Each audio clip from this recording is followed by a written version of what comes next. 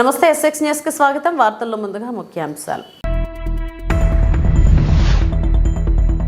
పోలవరం ప్రాజెక్టును సందర్శించిన ముఖ్యమంత్రి చంద్రబాబు నాయుడు.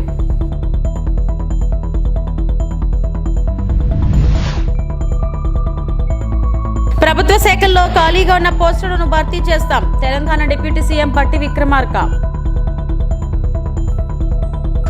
కక్షతో సర్పంచులను ఇబ్బందులు పెడుతున్నారు హరీష్ రావు.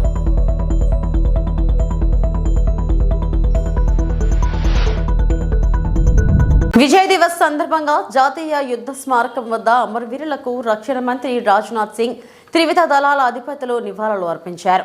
1971లో భారత్ పాక్ యుద్ధంలో అమరులైన సైనికులకు నివాళులు అర్పించారు. 1971 భారత్ పాక్ యుద్ధంలో భారత దళాలకు పాకిస్తాన్ సైన్యం లొంగిపోయిన జ్ఞాపకార్థంగా ఏటా విజయ్ దివాస్ నిర్వహిస్తున్నారు. నాటి యుద్ధంలో భారత్ విజయం బంగ్లాదేశ్ విముక్తికి దారితీసింది. విజయ్ దివస్ సందర్భంగా యుద్ధ వీరులకు రాష్ట్రపతి ద్రౌపది ముర్ము, ప్రధాని నరేంద్ర మోడీ, లోక్సభలో ప్రతిపక్ష నేత రాహుల్ గాంధీ తదితరులు నివాళులు అర్పించారు. సైనికుల ధైర్యం, త్యాగాలను గౌరవిస్తామని సామాజిక మాధ్యమం ఎక్స్లో ప్రధాని మోడీ పోస్ట్ చేశారు. వారి నిస్వార్థ అంకితభావం, అచంచలమైన సంకల్పం మన దేశాన్ని రక్షించి మనకు కీర్తిని తెచ్చిపెట్టిందని పేర్కొన్నారు.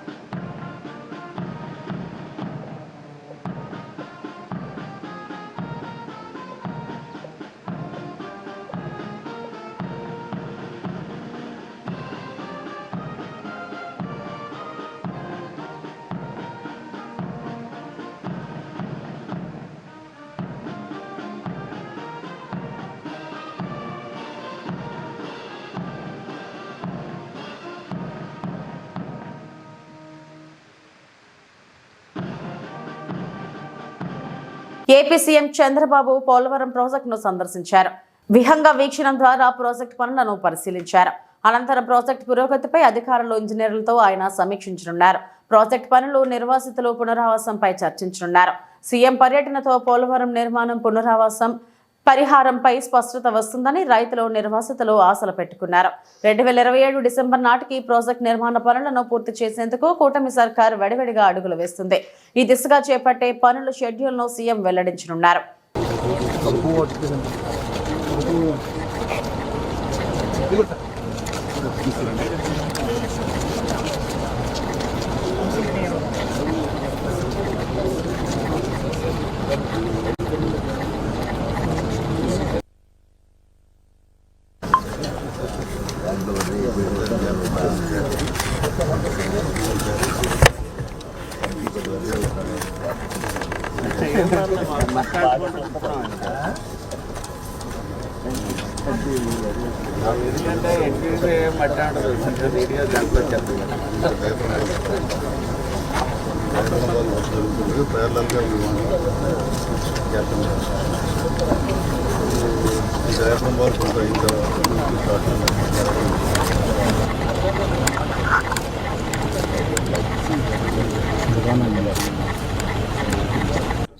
అక్కడి నుంచి ఇక్కడికి ఉన్నది గ్యాప్ ఇది 1750 మీటర్స్.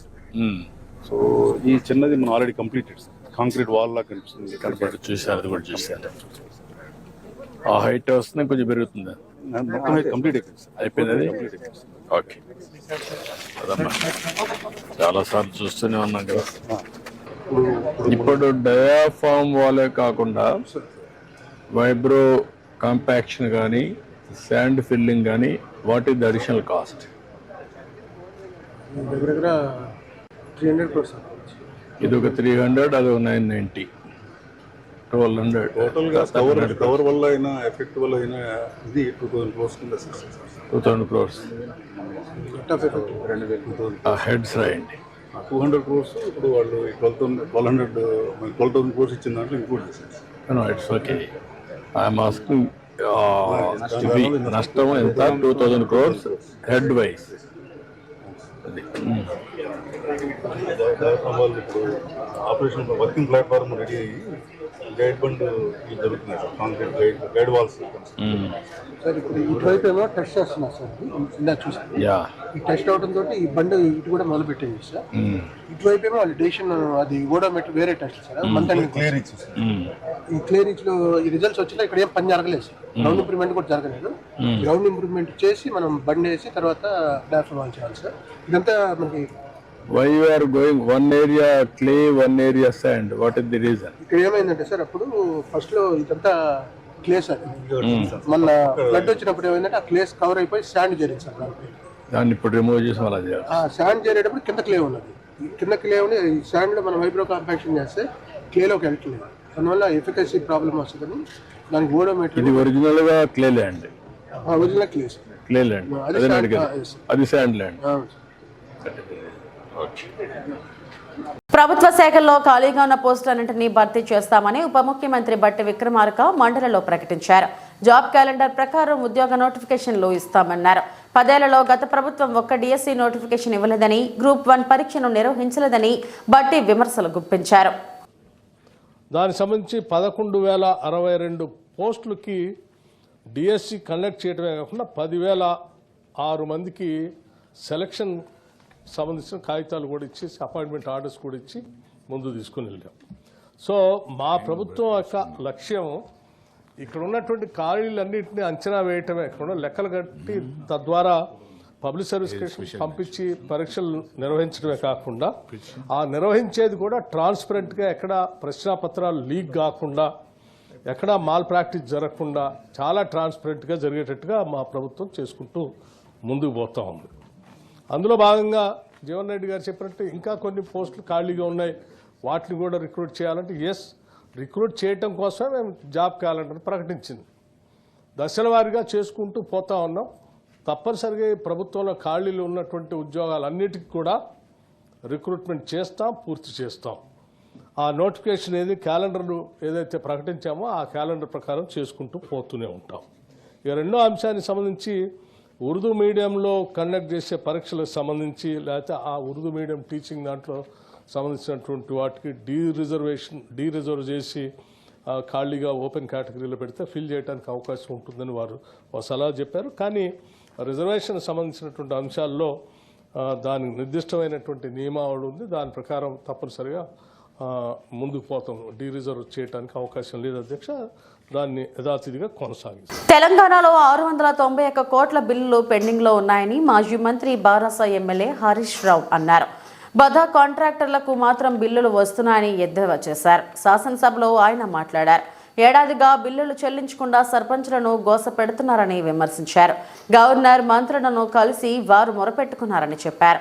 చలో అసెంబ్లీ చేపడితే నిరసనకారులను అరెస్టు చేశారన్నారు. కాంగ్రెస్ హయాంలో ఏడాదిగా గ్రామ పంచాయతీలకు నిధులు ఇవ్వట్లేదన్నారు. 15వ ఆర్థిక సంఘం ఈజీఎస్ నిధులను మళ్లించారని ఆరోపించారు. ఈరోజు గౌరవ మంత్రి గారు 691 కోట్ల రూపాయల బిల్లులు పెండింగ్లో ఉన్నాయని చెప్పారు. రాష్ట్రంలో మీరు చూస్తే అధ్యక్ష, బడా కాంట్రాక్టర్లకు మాత్రం బిల్లులు వస్తున్నాయి. చిన్న చిన్న కాంట్రాక్టర్లకు ఇప్పుడు ఒక సంవత్సర కాలం నుంచి 691 కోట్ల రూపాయలు ఇవ్వకుండా సర్పంచులను, ఎంపీటీసీలను ఈ కాంగ్రెస్ ప్రభుత్వం గోసపుచ్చుకుంటా ఉంది అధ్యక్ష. చివరికి ఆ సర్పంచులు, ఎంపీటీసీలు గవర్నర్ గారిని కలిసి మొరబెట్టుకున్నారు, మంత్రుల్ని కలిసి మొరబెట్టుకున్నారు. చలో అసెంబ్లీ కార్యక్రమానికి వస్తే వాళ్ళను అరెస్ట్ చేసి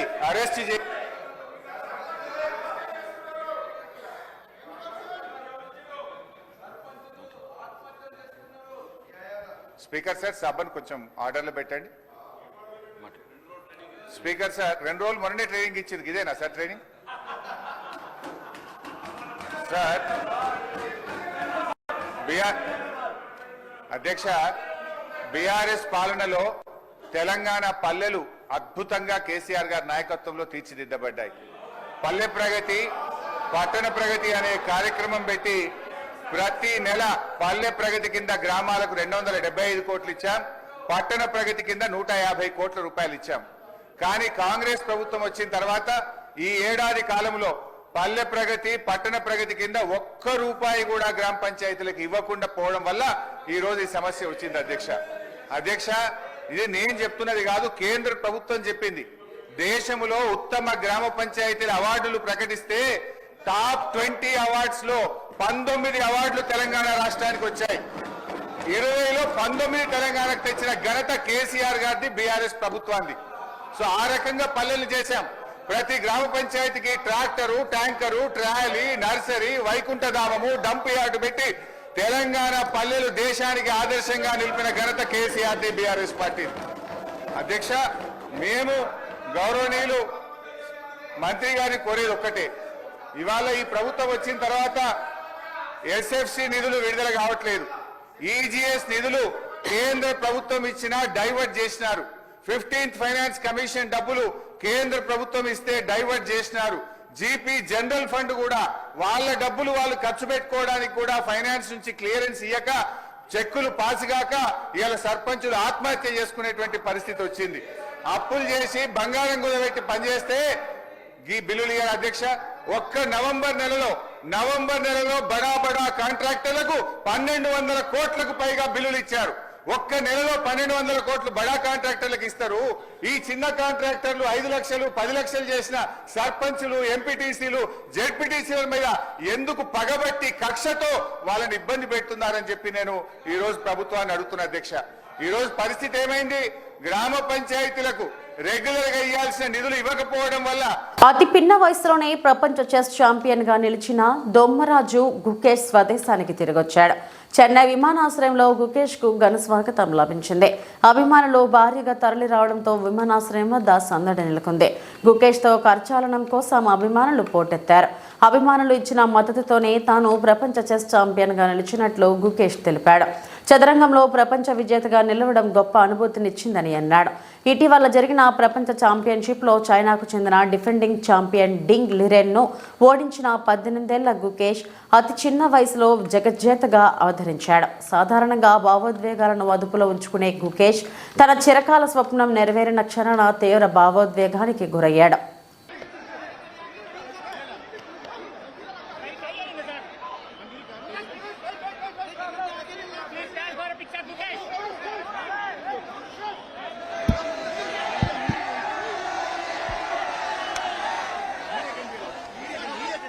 Thank you for all the support.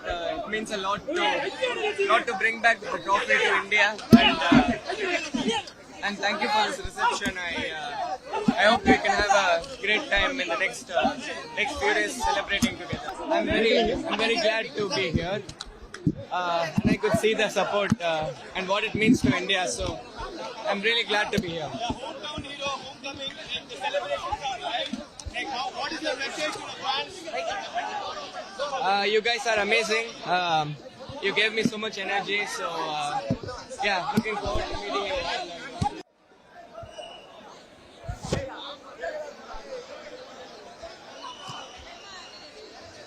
Bro, Victor, bro. Like, ye nahi taale. Anna call karo.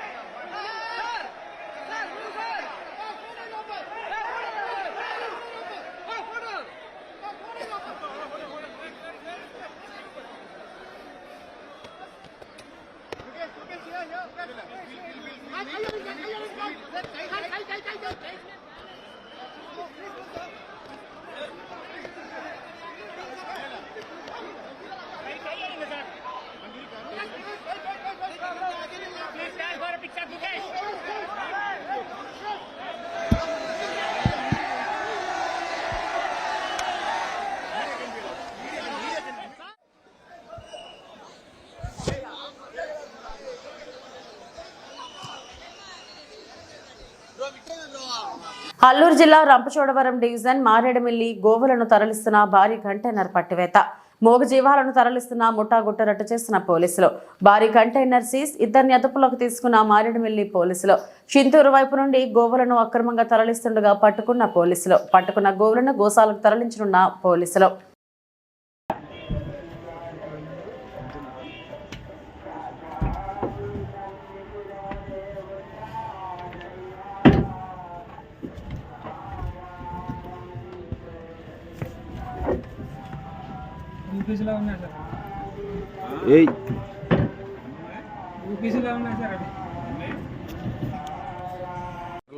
అక్రమంగా ఒక 46 గోవుల్ని తీసుకెళ్తుంటే రాత్రి పట్టుకోవడం జరిగింది. దాని మీద ఎఫ్ఐఆర్ వేసి కేసు ఇన్వెస్టిగేషన్ చేస్తాం. కూటమి ప్రభుత్వం కక్ష సాధింపు చర్యలు శృతిమించిపోతున్నాయని వైసీపీ ఉమ్మడి చిత్తూరు జిల్లా అధ్యక్షుడు భూమన కరుణాకర్ రెడ్డి అన్నారు. తిరుపతిలోని ఆయన నివాసంలో మీడియాతో మాట్లాడుతూ శ్రీకాళహస్తి రివర్ వ్యూ రిసార్ట్స్ కూల్చివేశారన్నారు. మాజీ ఎమ్మెల్యే బియ్యపు మధుసూదన్ రెడ్డి అడ్డుకుంటే తప్పుడు కేసులు పెట్టారన్నారు. మధుసూదన్ రెడ్డిపై తప్పుడు కేసులు పెట్టడం సరైనది కాదని విమర్శించారు. కూటమి ప్రభుత్వంలో కక్ష సాధింపు చర్యలు రోజు రోజుకి శృతి మించుతున్నాయి. 2 రోజుల క్రితం కాళహస్తిలో రివర్ వ్యూ అన్నటువంటి రెస్టారెంట్ అతిక్రమణలు చేసింది, చట్టవిరుద్ధంగా ఉంది అన్న పేరుతో ఆ రివర్ వ్యూ రెస్టారెంట్ను కూలగొట్టడానికి అధికారులు వచ్చినప్పుడు అన్నీ చట్టబద్ధంగానే ఉన్నాయి, ఏ తప్పు లేదు, పనిగట్టుకొని కక్ష సాధింపుతో దీన్ని కోల్చటానికి వస్తున్నారు అని మాజీ శాసనసభ్యుడైనటువంటి బిఎం మధుసూదన్ రెడ్డి గారు అక్కడ బైఠాయిస్తే ఆయన అధికారులను తీవ్రంగా దుర్భాషలాడినట్టుగా కేసు మోపి ఈ రోజున ఆయన్ని అరెస్ట్ చేయడానికి ప్రయత్నాలు చేయటం అన్నది చాలా అభ్యంతరకరమైనటువంటి విషయం. ఇలా చట్ట వ్యతిరేకంగా ఉన్నటువంటి కట్టడాలను కూల్చాలా అనుకుంటే సగం కట్టడాలని కూల్చాల్సినటువంటి అవసరం ఉన్నది. పని కట్టుకొని మనకు వ్యతిరేకంగా ఓటు వేశారు, మనకు వ్యతిరేకంగా ఓటు వేసినటువంటి వాళ్లకు ఆశ్రయం ఇస్తున్నారు అని తమకు అనుకూలంగా లేనటువంటి వ్యక్తుల మీద, సంస్థల మీద ఈ రకంగా కక్ష సాధింపు చర్యలకు దిగేటువంటి ప్రయత్నం చాలా తప్పిదం. మధుసూదన్ రెడ్డి గారు అక్కడ చాలా యాక్టివ్గా ఉన్నారు కాబట్టి ప్రస్తుత ప్రభుత్వానికి వ్యతిరేకంగా గట్టిగా పోరాటం చేయాలా అని నిశ్చయించుకున్నాడు కాబట్టి ఆయన మీద ఉద్దేశపూర్వకంగా అధికారులను దుర్భాషలాడినారు అనేటువంటి నెపం మోపి ఆయన మీద తప్పుడు కేసు బనాయించటాన్ని వైఎస్ఆర్ కాంగ్రెస్ పార్టీ తీవ్రంగా వ్యతిరేకిస్తున్నది. ఇది ఒక కాళహస్తికి పరిమితి కాలేదు, ప్రతి చోట ఇదే రకంగా తమకు నచ్చనటువంటి వ్యక్తుల మీద, సంస్థల మీద ఈ రకంగా వాళ్ళ మీద ఏదో ఒక రకమైనటువంటి దుష్ప్రచారాన్ని చేసి వాళ్ళు తప్పుడుగాళ్ళు అని మొదట ప్రచారం చేసి వాళ్ళ మీద కేసులు బనాయించేటువంటి కార్యక్రమాలు చాలా పెద్ద ఎత్తున జరుగుతున్నాయి. ఇది ప్రజాస్వామ్యంలో ఏమాత్రము కూడా సరైనటువంటి చర్యలు కావివి. కాళహస్తిలో మొన్న జరిగినటువంటి సంఘటన, అక్కడికి దాదాపు 10 మందికి పైగా సీనియర్ అడ్వకేట్స్ కూడా అక్కడికి రావటం జరిగింది. ఆ రివర్ బే రెస్టారెంట్కు అన్ని ఏ రకమైనటువంటి ఆ అతిక్రమణలు అది చేయలేదు. దానికి తోడు అంతకు పూర్వం ఆ కరకట్టను బాగు చేయాలా అన్నటువంటి ఆలోచన వచ్చిందే బిఎం మధుసూదన్ రెడ్డికి. అంతకు పూర్వం ఏ శాసనసభ్యునికి, ఏ అధికారికి కూడా ఆలోచన లేదు.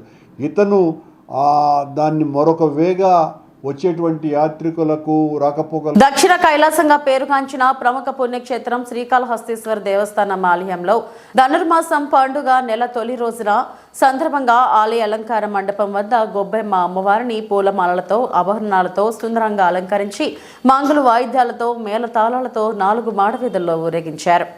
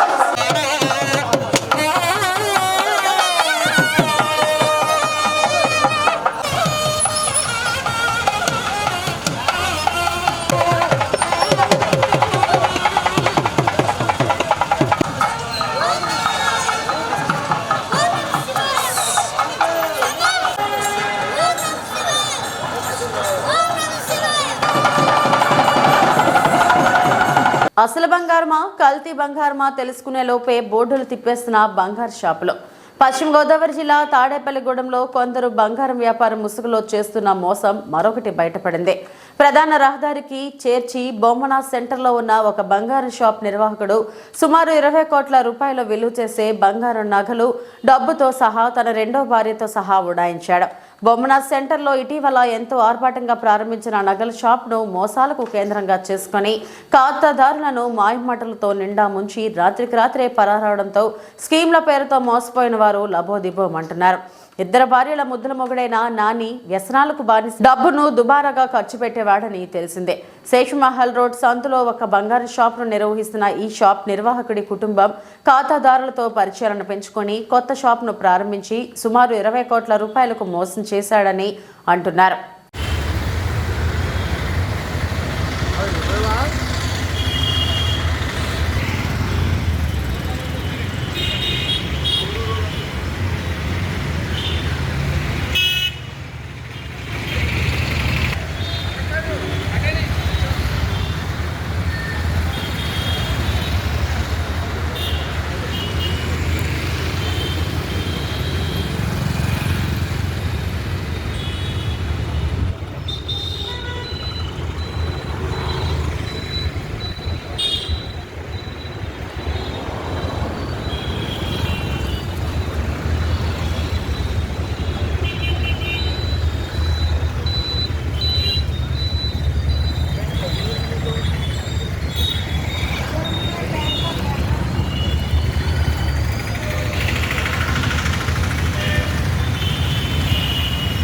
ఇప్పటి వరకు నా బులెటిన్ అప్డేట్స్. నమస్తే.